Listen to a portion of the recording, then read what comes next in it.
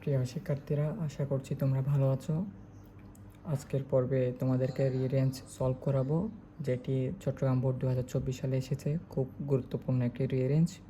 পূর্বের ক্লাসে তোমাদেরকে রিরেঞ্জ সলভ করার কৌশল দেখিয়েছিলাম।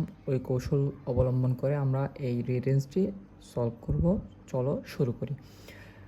তো আমি বলছিলাম, ব্যক্তিকেন্দ্রিক রিরেঞ্জগুলো সলভ করার ক্ষেত্রে তুমি খেয়াল করবা কার সম্পর্কে রিরেঞ্জটা বলা হচ্ছে। তো আমি এটা পড়াটা পরে দেখলাম প্রথমে, তো বুঝতে পারলাম এই রিরেঞ্জটা হচ্ছে জীবনানন্দ দাশ সম্পর্কে। তো জীবনানন্দ দাশের জন্ম কখন হয়েছিল এই টাইপের যে লাইনটা আছে, ওই লাইনটা সর্বপ্রথম হবে, যেটা আমরা প্রথম ক্লাসে কৌশল হিসেবে পড়েছিলাম। প্রথম লাইন কী থাকবে? ব্যক্তি পরিচয়, জন্ম ও বংশ।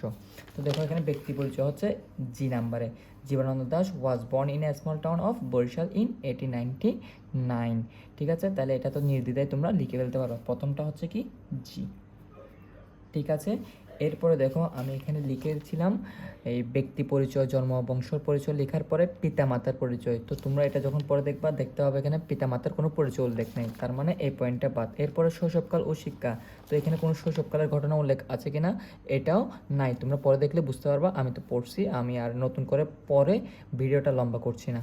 এরপর আসলে শিক্ষা। তো শিক্ষা সম্পর্কে কিছু আছে কিনা, তো আমি যখন পরে দেখলাম, দেখতে পেলাম কি এখানে শিক্ষা সম্পর্কে একটি লাইন আছে। সেটা কি?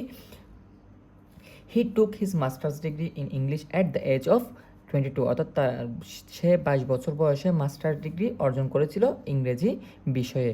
ঠিক আছে, তার মানে প্রথমে কত সাল জন্মগ্রহণ করছে সেটা, তারপর তার শিক্ষা জীবন। তাহলে শিক্ষা জীবন পাচ্ছি কত? এখানে ই নাম্বারে, তাহলে ই। এখন শিক্ষা জীবনের পরে এখানে কি আছে দেখো, পেশা ও বিয়ে। তাহলে পেশা সম্পর্কে কিছু আছে কিনা দেখতে হবে। দেখো সে 22 বছর বয়সে মাস্টার ডিগ্রি অর্জন করেছে। দ্য নেক্সট ইয়ার, এর পরের বছরেই he started his teaching career. সে নিজের শিক্ষকতা কেরিয়ার শুরু করছে as a professor of English, ইংরেজি বিভাগে একজন প্রফেসর হিসেবে অ্যাট কলকাতা সিটি কলেজ। তার মানে আমরা প্রথম লাইনে পেয়ে গেছিলাম সে কখন জন্মগ্রহণ করছে সেটা, তারপর লাইনে পাইছিলাম তার শিক্ষা জীবন, তারপর লাইন পাচ্ছে তার পেশা ইজ। তারপর আমরা যেগুলো লিখছি সেগুলো একটু দাগিয়ে দিই যাতে পরবর্তী সুবিধা হয়। এরপরে দেখো সে যখন টিচিং ক্যারিয়ারটা শুরু করছে, এখন টিচিং ক্যারিয়ারটা শুরু করার পরে কি হয়েছে, এর ঘটনাটা ছিল হি লস দ্য জব। অর্থাৎ টিচিং ক্যারিয়ার যেটা সে প্রফেসর হিসেবে জয়েন করছিল, সে এই জবটা হারাই ফেলছে 1928 সালে। কেন হারাই ফেলছে?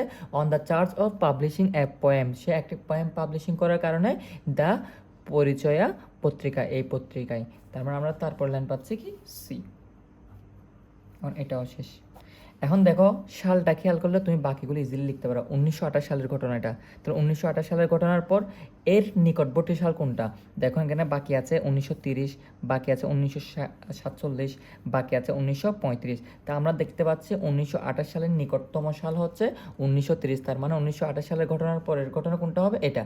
তাহলে দেখো in 1930 he joined the Ramjas college Delhi but return to his place of birth the next year. অর্থাৎ সে 1930 সালে এই কলেজটাতে কি জয়েন করছিল, যেটা কোথায় ছিল? দিল্লিতে। বাট কিন্তু সে ফিরে এসেছিল two his place of birth, তার জন্মভূমিতে, দ্য নেক্সট ইয়ার, এর পরের বছর। অর্থাৎ 1930 সালে জন্মগ্রহণ করছে, এরপর 1930 সালে জয়েন করছে, এর পরের বছর অর্থাৎ 1931 সালে সে নিজ এই মাতৃভূমিতে ফিরে আসছে। তার মানে এরপরে হচ্ছে আমাদের তাহলে এটাও শেষ। ঠিক আছে, এখন 1930 সালের নিকটবর্তী সাল কি আছে দেখো তো? 47, তারপর লিখে নাই কত? 35, তারপর লিখে নাই কত? 51। তাহলে নিকটবর্তী সাল পাচ্ছি কত? 35। তাহলে আমরা ইজিলি বলতে পারতেছি এরপরের লাইন কি হবে? ডি নাম্বারটা। তাহলে ডি নাম্বারটা লিখে ফেলি। ঠিক আছে, তো এখন অর্থ দেখো, he got an appointment. Say appointment পেয়েছিল ইন ব্রজমোহন কলেজ বরিশাল। বরিশাল ব্রজমোহন কলেজে কত সাল? 1935 সালে। এখন দেখো 1935 সালের নিকটতম সাল কোনটা আছে? একটা আছে 1947, লেখা হয় নাই, আর একটা আছে 1900 কত সাল জানিয়েছিল এটা, এখানে তো কিছুক্ষণ আগে খেয়াল করলাম, কই ছিল, কোনটা লিখে নাই, এটা তো লিখছি, তারপর কাছে এই যে এটা লিখে নাই। তাহলে 1951। তাহলে নিকটতম সাল কোনটা? এটার পরে 1947। তার মানে আমরা বুঝতে পারতেছি এরপরে কোনটা হবে? এটা। In 1947 when the partition was made, Jibanananda Das left Bangladesh for India. অর্থাৎ 1947 সালে যখন ভারত বিভক্ত হচ্ছিল, তখন জীবনানন্দ দাস কি হচ্ছিল? বাংলাদেশ ছেড়ে ইন্ডিয়াতে চলে গিয়েছিল। ঠিক আছে, তার মানে এরপরে পাচ্ছি বি। তো এখন তো সব কিছু লেখা আছে, অপশন আছে মাত্র একটাই, তাহলে ওইটাই হবে। তারপর আমরা অর্থ দেখি ইন 1951 সালে সে যুক্ত হয়েছিল, জয়েন করেছিল দ্য খড়গপুর কলেজ, এই কলেজটাতে। ঠিক আছে, আশা করছি তোমরা এই রেফারেন্সটা খুব সহজেই বুঝতে পেরেছো। অর্থ বুঝে খুব সুন্দর করে প্র্যাকটিস করবা। এটা চট্টগ্রাম বোর্ড 2024 সালে আসছিল, খুব সম্ভবত 2026 সালে কোনো একটি বোর্ডে এটা আসতেও পারে। ধন্যবাদ সকলকে।